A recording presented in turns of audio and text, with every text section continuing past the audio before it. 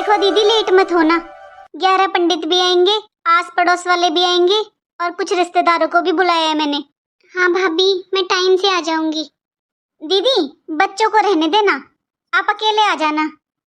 पर भाभी। हाँ दीदी, आप बच्चों को लेकर आओगे ना साथ में, तो आपका ध्यान बच्चों पर ही रहेगा। और दीदी फिर आपको तो पता ही है, आपके बच्चे हैं भी तो इतने शैतान। एक तो आपके बच्चे किसी की सुनते नहीं है। वहाँ अपने परिवार में दादी बाबा के पास आराम से रहेंगे, तो यहाँ पर हम पूजा पाठ करेंगे या उनको संभालेंगे? उन्हें रहने देना दीदी। लेकिन भाभी, बच्चे भी प्रसाद खा लेते, वो भी पूजा में शामिल हो जाते। अरे दीदी, कैसी बातें कर रहे हो? श्राद्ध का खाना भला कौन खिलाता है बच्चों को? पूनम, मुझे लेट हो रहा है। अच्छा दीदी, आपके भैया को बाहर जाना है, लेट हो रहा है। आप आ जाना और बच्चों को मत लेकर आना। फिर कभी ले आना दीदी बच्चों को। चलो मैं रखती हूँ, बाय। पर भाप, इसीलिए आपकी बहन को बुलाने का मन नहीं करता। पूरे परिवार को लेकर चलती है साथ में। आप खुद बताओ जी, घर में पूजा पाठ है, इतने लोग आएंगे, भीड़ होगी घर में, कौन संभालेगा उसके बच्चों को? और उसके बच्चे किसी की नहीं सुनते। मम्मा, कब आएंगी बुआ जी? चिंकी, तेरे पेट में दर्द हो रहा था ना बेटा, अब ठीक है क्या? हाँ बेटा, अगर ठीक नहीं है तो चल डॉक्टर के पास लेकर चलता हूँ। नहीं पापा, अब मैं बिल्कुल ठीक हूँ। ठीक है बेटा, तो फिर तू जा अंदर आराम कर ले। सुनिए जी, पंडित जी ने सामान की लिस्ट भेज दी क्या? हाँ भेज दी, मैं 1-2 दिन में सारा सामान ले आऊंगा। और मैंने हलवाई को भी बोल दिया है। ठीक है जी। आपको पता है, मेरी मम्मी कहती है श्राद्ध करना बहुत जरूरी होता है। पितृपक्ष में जब हम पंडितों को खाना खिलाते हैं ना, तब वो सीधा हमारे पितरों तक पहुंचता है। और जब हमारे पूर्वज खुश होते हैं ना, फिर वो आशीर्वाद देते हैं। और पितरों का आशीर्वाद सबसे बड़ा होता है। घर में हमेशा खुशहाली बनी रहती है। ठीक है पूनम, हम बहुत अच्छे से बाबूजी का श्राद्ध करेंगे। अच्छा मैं चलता हूँ, और कुछ चाहिए तो मुझे व्हाट्सएप कर देना, मैं आते वक्त ले आऊंगा। हाँ जी ठीक है। अपनी बहन से पूछती हूँ वो कब तक आएगी। उसे तो 1 हफ्ते पहले बुला लूंगी। अरे इतनी तैयारियां जो करनी है। आज तो बहू ने नाश्ता ही नहीं दिया, भूल गई क्या? दादी, चिंकी, दादी, आपको पता है कुछ दिनों में बुआ जी आने वाली है। आज मेरी मम्मा ने फोन किया था बुआ जी को। अच्छा बेटा, पर ये बता, आज तो स्कूल क्यों नहीं गई? छुट्टी है क्या? नहीं दादी, रात को मुझे पेट में दर्द हो गया था, इसलिए मम्मा ने आज स्कूल नहीं भेजा मुझे। अब ठीक है? हाँ दादी, अब मैं बिल्कुल ठीक हूँ। चिंकी, एक बार अपनी मम्मी को बोल दे, मुझे नाश्ता दे देगी बेटा, मैं दवाई ले लेती फिर। दादी, आपने अभी तक नाश्ता नहीं किया? हाँ, तेरी मम्मी को घर के बहुत काम होते हैं ना बेटा, भूल गई होगी शायद। जा एक बार बोल दे। चिंकी। हाँ दादी बोलो। चिंकी, तेरा पापा कहाँ है बेटा? उसे बुला दे मेरे पास। 1 हफ्ता हो गया तेरे पापा को देखे हुए। दादी, अभी तो पापा गए ऑफिस, शाम को आएंगे ना, तब मैं उनको बोलूंगी, वो आपके पास आकर बैठेंगे। अभी मैं आपके लिए नाश्ता लेकर आती हूँ।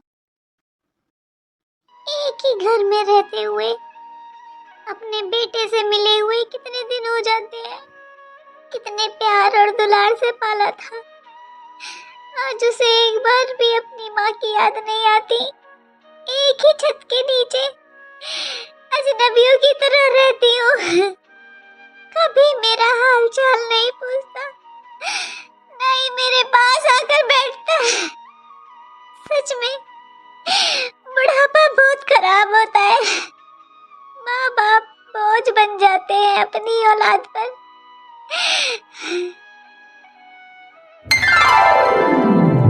चिंकी, कहाँ थी बेटा तू? तेरी मौसी का फोन आया था, तेरा हाल चाल पूछ रही थी। मम्मा, दादी को नाश्ता नहीं दिया आपने? क्या हुआ चिंकी, कुछ कह रही थी वो? तू अपनी दादी के पास थी? मम्मा, दादी को भूख लगी है, उन्हें दवाई लेनी है, इसलिए नाश्ता दे दो उनके लिए। चिंकी, तेरी दादी का पेट खराब है, इसलिए नाश्ता नहीं दिया। चला फिरा जाता नहीं है, बाथरूम तक नहीं जा सकती, फिर बिस्तर खराब करती घूमेगी, कौन साफ करेगा? एक दिन नाश्ता नहीं करेगी ना तो पेट ठीक हो जाएगा, बुढ़ापे में जीभ चटोरी हो रही है। लेकिन मम्मा उन्हें भूख लगी है, वो खाना मांग रही है, अब कुछ तो दे दो मम्मा। अच्छा फिर ये ले, बोल देना अभी कुछ नहीं बनाया है, ये रात की रोटी रखी है, ये दे अचार के साथ। मम्मा ये दादी कैसे खाएंगी रोटी, ये तो सूखी हुई है। चिंकी बेटा तू समझती नहीं है, अरे पहले जमाने में बड़े बूढ़े ऐसे ही बासी रोटी खाया करते थे। जा अब ये ले जा। पक्का इसकी दादी ने रो रो कर ड्रामे किए होंगे, जैसे पिछली बार मेरे भैया और भाभी को भड़काया था। कुछ दिनों बाद बेटी भी आ जाएगी, फिर देखना बुढ़िया के ड्रामे। अरे उन सब का तो कोई बात नहीं, लेकिन ये चिंकी ये बहुत ज्यादा बैठने लगी है आजकल अपनी दादी के पास, इसका ध्यान रखना पड़ेगा मुझे। काजल, बहू, काजल। जी मम्मी जी। बहू सब ठीक है ना? हाँ जी मम्मी जी, क्या हुआ? बहू कब से आवाज लगा रही हूँ मैं तुझे, तू सुन ही नहीं रही है, कहाँ ध्यान था तेरा? बहू कुछ बात है तो बता मुझे। कुछ नहीं मम्मी जी, आज मेरी भाभी का फोन आया था, बहुत अजीब से बात कर रही थी। पूरी बात बता बहू, क्या कहा तेरी भाभी ने? मम्मी जी भाभी का फोन आया था, वो बाबूजी का श्राद्ध है ना, इसलिए बुलाया है भाभी ने मुझे। तो इसमें इतना सोचने वाली क्या बात है बहू, तू चली जाना आराम से, यहाँ मैं सब देख लूंगी, सब संभाल लूंगी, तू चली जाना, तेरी भाभी ने बुलाया है तो। फिर इसमें क्या अजीब है बहू, अभी तो तेरी माँ जिंदा है, जब मन किया करे ना तो चली जाया कर, मिलाया कर अपनी माँ से, अरे उन्हें भी अच्छा लगेगा। हाँ मम्मी जी आपने सही कहा, मुझे माँ से बात किए हुए भी 2 दिन हो गए हैं, ऐसा करती हूँ पहले उनसे बात कर लेती हूँ। बहू तू तो ऐसे पूछ रही है मुझसे जैसे मैं तुझसे मना करती हूँ कि अपनी माँ से बात मत कर। क्या हो गया है तुझे आज, कोई और बात है तो वो बता। नहीं मम्मी जी और तो कोई बात नहीं थी, बस ऐसे ही बैठे बैठे माँ की याद आ गई थी, भाभी ने बुलाया था ना बाबूजी के श्राद्ध पर, तो बस पुरानी बातें याद आ गई थी। बहू बीते दिनों को क्या याद करना, एक काम कर अपनी माँ से बात कर ले, तेरा मन ठीक हो जाएगा। अब मम्मी जी को कैसे बताऊं, भाभी ने मुझे बुलाया है श्राद्ध पर, लेकिन मेरे बच्चों को नहीं। मैं मम्मी जी से क्या कहूँगी कि मैं बच्चों को अपने साथ क्यों नहीं लेकर जा रही हूँ। 2 दिन हो गए, माँ से भी बात नहीं हुई है मेरी, भैया तो कभी फ़ोन ही नहीं उठाते हैं, भाभी ने तो बस 2 बातें की, श्राद्ध पर आना है, फ़ोन काट दिया।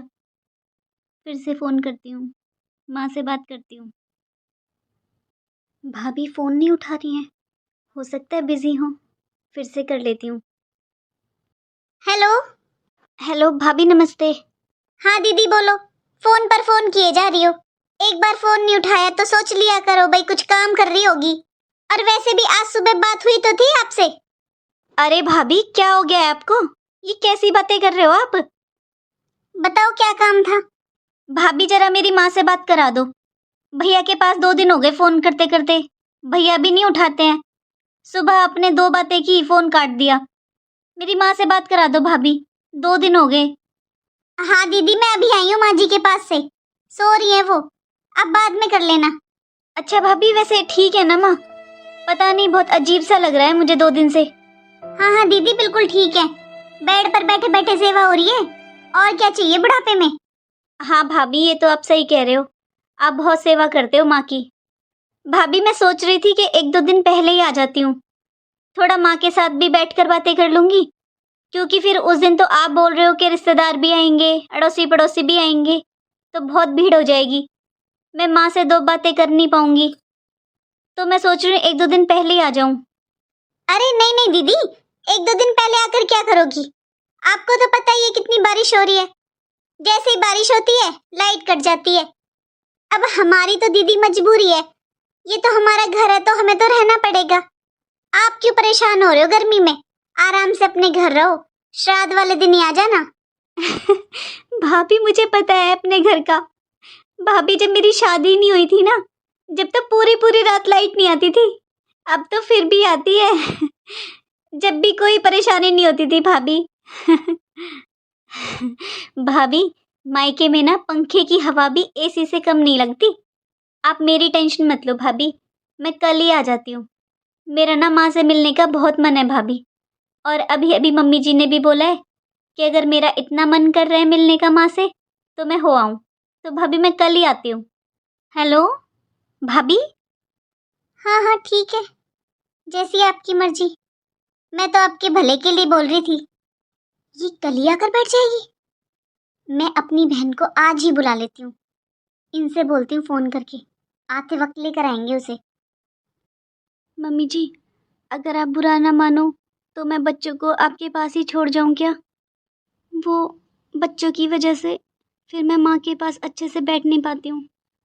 मेरा इस बार बहुत अजीब सा मन हो रहा है। मैं सोच रही हूँ माँ के पास बैठकर दो बातें कर लूँ। मम्मी जी, बच्चे जाते हैं फिर अगले दिन ही आने की जिद करने लगते हैं।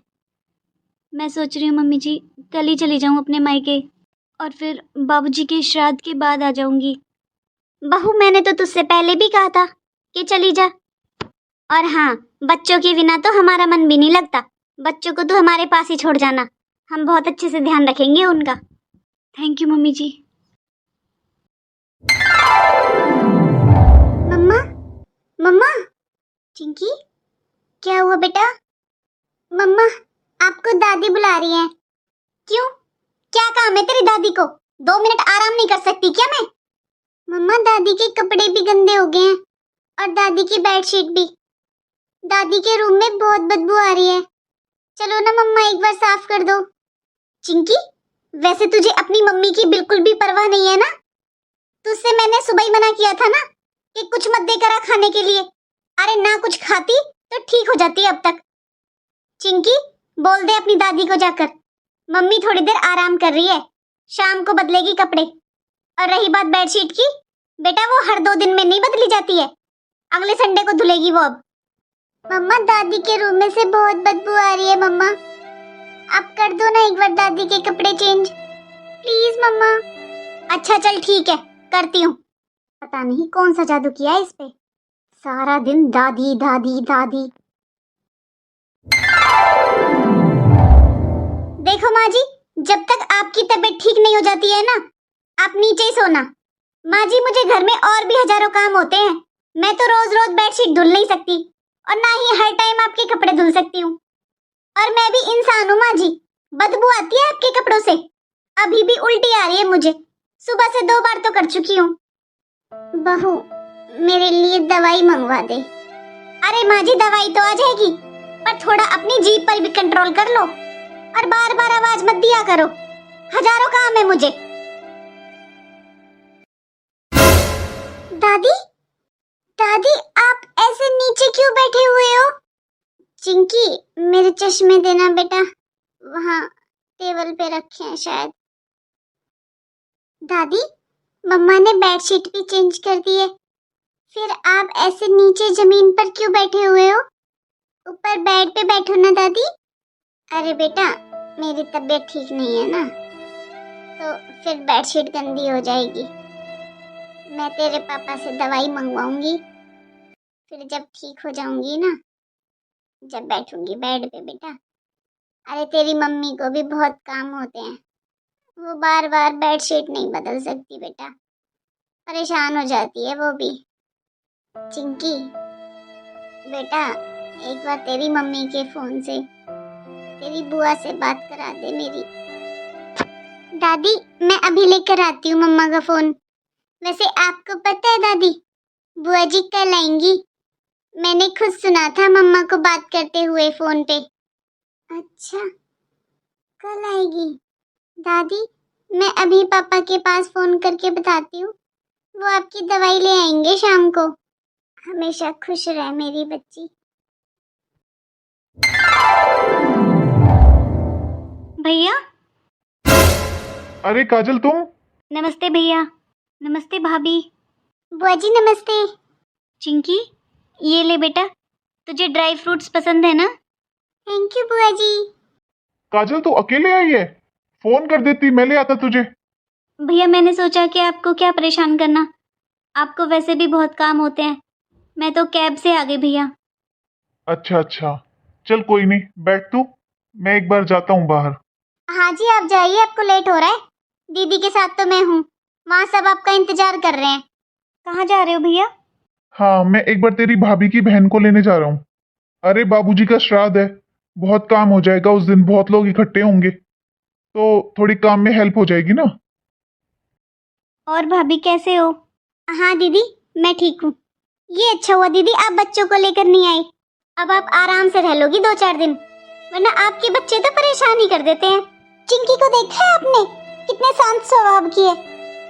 पता नहीं, बिल्कुल भी शैतानी नहीं करती चिंकी तो। हाँ सही कहा भाभी आपने, वैसे तो हमारी चिंकी बहुत शांत स्वभाव की है। वैसे भाभी माँ कहाँ पर है? माँ दिखाई नहीं दे रही, वरना वो तो इधर ही सोफे पर बैठी रहती थी। वो अपने रूम में है दीदी। ठीक है भाभी, मैं एक बार माँ से मिल लेती हूँ। दीदी अभी तो आप रहोगी 2-4 दिन, पहले चाय पानी पी लेते, फिर मिल लेना माँ जी से। अब करेंगी दोनों माँ बेटी मिलकर बहू की चुगली। माँ माँ माँ, आप ऐसे नीचे जमीन में यहाँ क्यों सो रही हो माँ? बेड पर सो जाओ ना। बुआ जी मम्मा ने बोला है दादी को नीचे सोने के लिए। पर क्यों चिंकी, क्यों बेटा? दादी का पेट खराब है ना, इसलिए दादी कपड़े गंदे कर देती हैं बार बार। कल दादी ने बेडशीट भी गंदी कर दी थी, कपड़े भी गंदे कर दिए थे। फिर मम्मा से धुलते नहीं है ना बार बार, इसलिए मम्मा ने दादी को कल से खाना भी नहीं दिया है और दादी ऐसे ही नीचे सो रही हैं। क्या माँ, आपने कल से खाना नहीं खाया? माँ आपने कल से खाना नहीं खाया? बेटा बार बार फिर कपड़े खराब हो जाते हैं, फिर बहू से धुले नहीं जाते, इसलिए फिर खाना नहीं दिया बहू ने। माँ आपने भैया को बताया होता ना, भैया दवाई लेकर आते, दवाई खाते। माँ आप ये क्या तरीका है कि कल से खाना नहीं खाया? ऐसे कौन सी तबीयत ठीक होती है माँ? तेरा भाई तो मेरे पास आता भी नहीं है बेटा। कभी कभी चिंकी मेरे पास आ जाती है, बाकी कोई इस कमरे में नहीं आता। क्या भैया आपके पास आते भी नहीं है? लेकिन माँ मेरी 2-3 दिन पहले आपसे बात हुई थी फोन पर, तो आपने मुझे कुछ बताया भी नहीं। पहले आप खड़े हो माँ, चलो बेड पर बैठो। कोई बात नहीं बेटा, मैं यहीं ठीक हूँ, यहाँ कोई परेशानी नहीं है। खामखा बेडशीट खराब हो जाएगी। अरे बेडशीट खराब होगी ना तो होने दो माँ, मैं हूँ यहाँ पर, मैं कर दूंगी साफ। चिंकी बेटा तू थोड़ी देर दादी के पास बैठ जा, मैं दादी के लिए कुछ खाना लेकर आती हूँ। ठीक है बुआ जी। अब दोनों बहनें मिलकर सारा काम संभाल लेना। दीदी वैसे आपने मेरे लिए न्यू ड्रेस ले ली है ना? मैं न्यू ड्रेस ही पहनूंगी उस दिन, क्योंकि आप बता रहे थे ना आपके भी बहुत गेस्ट आएंगे।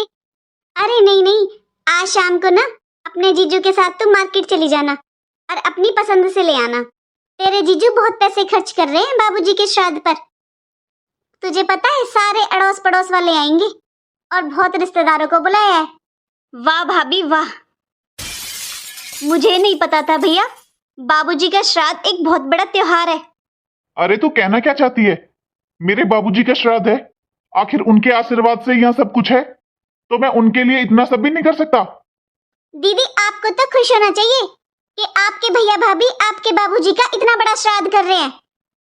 पूनम ये कैसी बातें कर रही हो तुम? वो क्या अकेले काजल के बाबूजी थे? वो मेरे भी बाबूजी थे। और काजल, तुम्हें क्या परेशानी है ये बताओ? भैया क्या श्राद्ध करना बहुत जरूरी होता है? हाँ बहुत जरूरी होता है। पितृपक्ष में श्राद्ध करने से हमारे पूर्वज खुश होते हैं और वो फिर हमें आशीर्वाद देते हैं। तुझे पता है मेरा कितना अच्छा काम चल रहा है पूर्वजों के आशीर्वाद से। वाह भैया वाह, भैया बड़ों का आशीर्वाद। अरे भैया हमारे पितर भी तो वही बनते हैं ना जो हमारे घर के बुजुर्ग इस दुनिया में नहीं रहते हैं, जो इस दुनिया में नहीं है, उनका आशीर्वाद तो आपके लिए बहुत जरूरी है भैया। लेकिन जो जीती जागती आपकी माँ उस कमरे में बैठी हुई है, उसका आशीर्वाद कुछ मायने नहीं रखता आपके लिए। उसके तो आप कमरे में भी कदम नहीं रखते हो, एक एक हफ्ते तक अपनी माँ के पास तक नहीं जाते हो आप। आपको पता भी है आपकी माँ ने कल से खाना नहीं खाया। क्या? वो जी, माँ जी की तबीयत खराब हो रही थी, उनका पेट खराब हो रहा है, वो बार बार मोशन जा रही थी, इसलिए मैंने खाना नहीं दिया। मैंने सोचा 1-2 दिन में ठीक हो जाएंगी। ना उनके कमरे की सफाई की जाती है, ना उनको ढंग का खाना दिया जाता है, रोटी भी ठंडी दी जाती है। और ये भाभी माँ को कितना परेशान करती है। आप भाभी से कुछ नहीं कहते। अरे आप सबसे अच्छी तो वो मासूम सी बच्ची है। भैया अगर आपको आशीर्वाद लेना ही है ना, तो अंदर आपकी माँ बैठी हुई है, उसका आशीर्वाद लो ना। भाभी मुझे नहीं खानी आपके घर की खीर पूड़ियाँ। अरे जिस घर में जीते जागते बुजुर्ग भूखे बैठे हैं, उनकी कोई कदर नहीं है, उस घर में कैसा श्राद्ध। आपने तो बाबूजी के श्राद्ध को एक त्योहार ही बना दिया। भैया भैया मेरा यहाँ अब एक मिनट भी रुकने का मन नहीं है, लेकिन जब तक माँ ठीक नहीं हो जाती ना, तब तक मैं नहीं जाऊंगी यहाँ से। भैया आप बाबूजी का श्राद्ध कर रहे हो ना, वो स्वीकार करेंगे आपका ऐसा श्राद्ध। ये कैसा श्राद्ध जहाँ अड़ोसी पड़ोसी खाना खाएंगे, खीर पूड़ियाँ बनेंगी, एक त्योहार मनाया जाएगा, और घर में बूढ़ी माँ भूखी बैठी हुई है। काजल बहन, मुझे माफ कर दे। मैं आज से ही अपनी माँ का खुद ध्यान रखूंगा। दीदी मुझे माफ कर दीजिए, आज आपने हमारी आंखें खोल दी। सही कहा दीदी आपने, हमारे पितर वही तो बनते हैं जो हमारे घर के बुजुर्ग इस दुनिया में नहीं रहते। जो इस दुनिया में नहीं है उनका आशीर्वाद तो सबको चाहिए, लेकिन जो इस दुनिया में है हमारे बुजुर्ग, उनका आशीर्वाद कोई नहीं लेता। दीदी जो हो गया उसे तो मैं बदल नहीं सकती, लेकिन मैं आपसे वादा करती हूँ आज से माँ जी का बहुत अच्छे से ध्यान रखूंगी। हाँ काजल, आज के बाद तुझे माँ की चिंता करने की कोई जरूरत नहीं है। मैं खुद माँ का ध्यान रखूंगा। भैया आपको ज्यादा कुछ करने की जरूरत नहीं है, आप तो बस माँ के पास चले जाया करो।